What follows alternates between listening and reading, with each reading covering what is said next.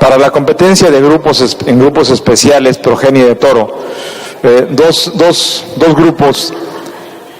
Hay uno que considero hoy más un grupo más homogéneo en lo que respecta sobre todo en el tren posterior y en la parte anterior en las características raciales, y hoy corresponde al grupo,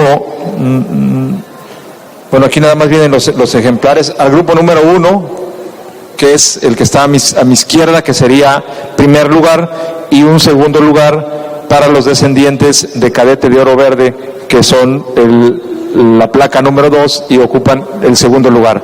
Es un grupo, aquel es más homogéneo, sobre todo en la parte racial, es donde supera ligeramente el grupo número 1 contra el número 2, y es por eso el primer lugar y segundo lugar.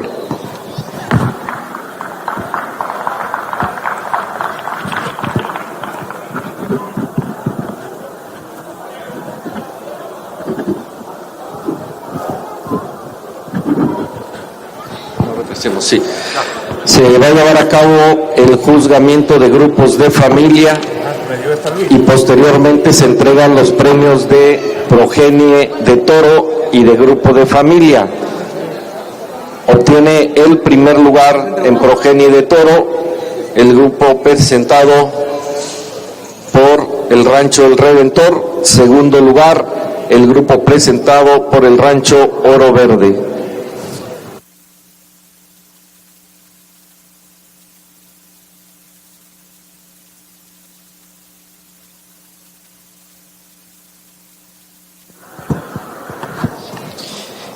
Bien, solo un participante. Ya hice descripción de estos dos ejemplares hace un momento. Entonces el grupo de familia de la vaca Rubí con el toro Soldado son acreedores a un primer lugar. Muchas felicidades.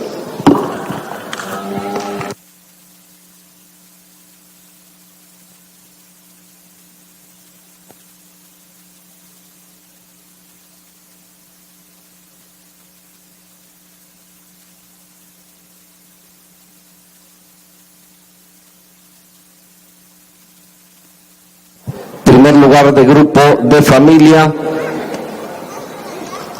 del Rancho El Redentor. Invitamos al señor César Lastra, criador de ganado cebú del estado.